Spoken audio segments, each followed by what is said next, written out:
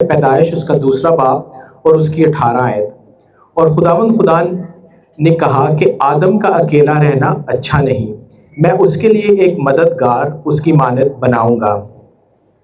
آپ کو پتہ ہے کلام میں آدم نے نہیں تھا کہا کہ میں اکیلا ہوں، آدم نے کوئی ایسی بات نہیں کی، آدم نے نہ ہی کہا کہ میں لونلی ہوں یا تنہا ہوں، میرے پاس کوئی ٹیکسٹ میسج کرنے والا نہیں ہے، یا میں باہر ڈیٹ پہ نہیں جا سکتا۔ آدم نے ایسا کچھ بھی نہیں کہا۔ خدا نے دیکھا اور خدا نے کہا کہ آدم کا اکیلا رہنا اچھا نہیں ہے۔ پیدائش اس کے دوسرے باب اور اس کی 15 آیت میں پھر ہم دیکھتے ہیں کہ جب خدا نے آدم کو بنایا تو خدا نے آدم کو ایک ذمہ داری دی۔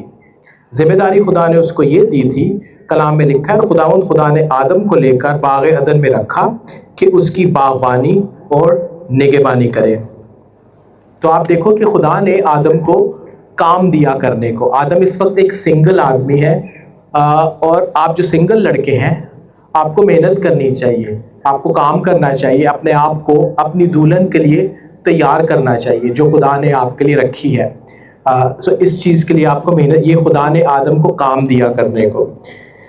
پیدائش اس کے دوسرے باب اور اس کی 16 آیت میں یوں ملتا ہے، اور خدا نے آدم کو حکم دیا اور کہا کہ تو باغ کے ہر درخت کا پھل بے روک ٹوک کھا سکتا ہے، لیکن نیک و بد کی پہچان کے درخت کا کبھی نہ کھانا، کیونکہ جس روز تو نے اس میں سے کھایا تو مرا۔ سو خداوند نے نہ صرف آدم کو کام میں بزی رکھا، بلکہ خدا نے پتہ ہے کہ آدم کو ایک حکم دیا کہ یہ جو ایک خاص درخت ہے نا، اس کے پھل میں سے نہیں کھانا۔ تو یعنی کہ خدا نے اس کو ایک لا دیا کہ اس کو اب اس لا پر چلنا ہے۔ سو اسی طرح ہم دیکھتے ہیں کہ خدا کے کلام میں بھی ہمیں ایسا ملتا ہے۔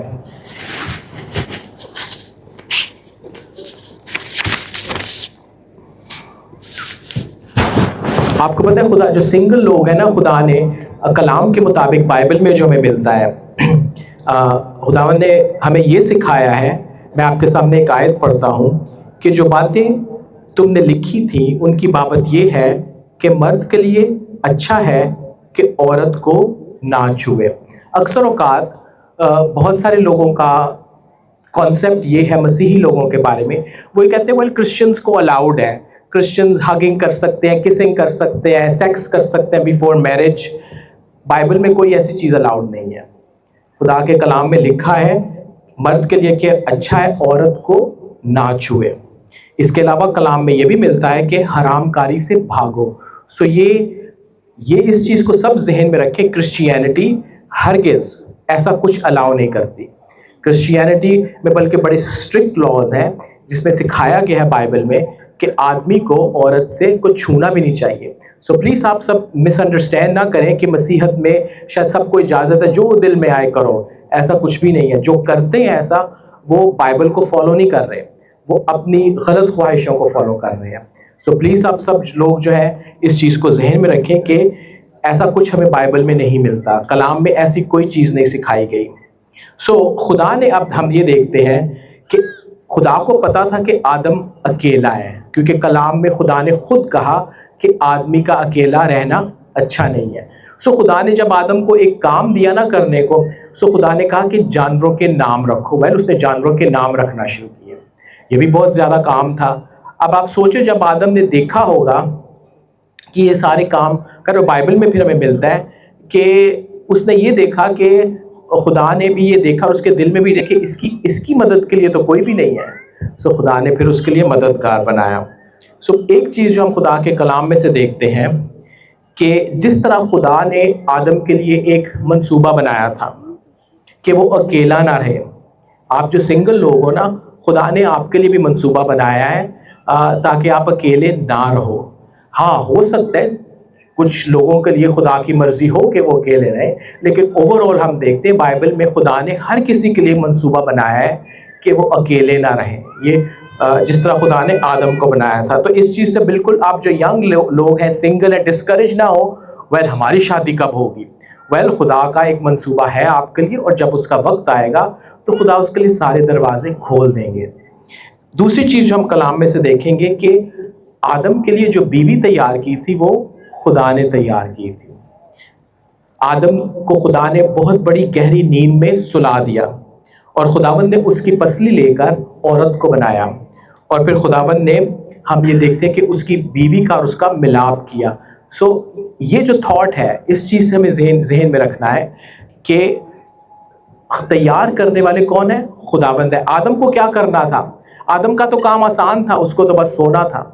وہ سو گیا اور خدا نے آپ دیکھو کہ اس کے لیے اس کی بیوی کو تیار کر دیا. تو ہم جو خداوند کے لوگ ہیں، جو خداوند پہ بھروسہ کرتے ہیں، اس طرح سے آرام کر سکتے ہیں کہ خداوند نے مہیا کرنا ہے جب بھی خداوند کا وقت آئے گا.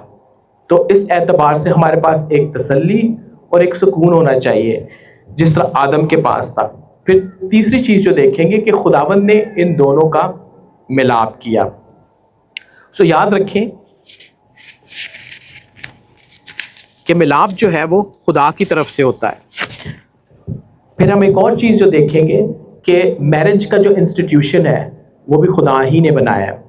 خدا نے پھر آدم کو کہا کہ آدمی جو ہے اپنے ماں باپ سے الگ ہوگا اور بیوی سے ملا رہے گا. یہ خدا کا منصوبہ ہے میرج کا، جس کے لیے خدا نے بنایا ہے اس چیز کو، اور یہ گائیڈ لائنز خداوند نے دی ہے.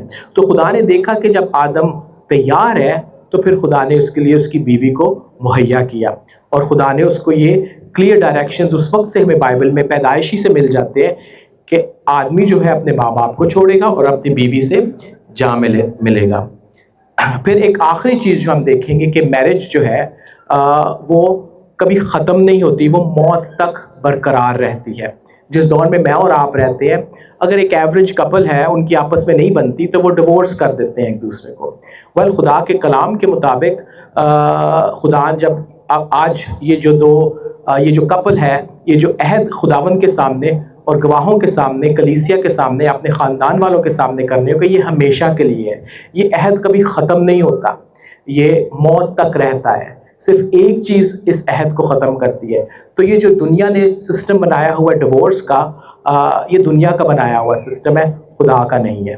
تو پلیز آپ سب اس چیز کو ضرور ذہن میں رکھیں. ایز اے ینگ پرسن، آپ جو شادی کرنے کے خواہش مند ہیں، اس چیز کو ضرور ذہن میں رکھیں کہ جس کے ساتھ آپ کی شادی ہوگی آپ کو پھر ساری زندگی اس کے ساتھ رہنا ہے. ایسا نہیں کہ ہماری نہیں بنی چھوڑ دیں گے، کیونکہ یہ خدا کے کلام کے خلاف ہے. بہت سارے لوگ اگین سوچتے ہیں شاید مسیحت میں طلاق کی اجازت ہے. مسیحت میں طلاق کی اجازت نہیں ہے. مسیحت میں جو خدا نے وعدہ ایک ہسبینڈ اینڈ وائف کرتے ہیں، جب ان کی شادی ہوتی ہے تو موت تک رہتا ہے. تو یہ بھی خدا کے کلام میں ہمیں سکھایا گیا ہے. تو خدا کے کلام میں شادی کا جو انسٹیٹیوشن ہے بہت خوبصورت ہے، کیونکہ خداوند نے اس کو بنایا ہے. اور جب ایک خداوند بناتے ہیں، خداوند کوئی بھی چیز غلط نہیں بناتے. تو اس چیز کو ہمیں ذہن میں رکھنا ہے کہ آج جو ہم سب ادھر اکٹھے ہوئے ہیں اسی وجہ سے ہوئے ہیں تاکہ ان دونوں کے ملاپ کو ہم دیکھ سکیں.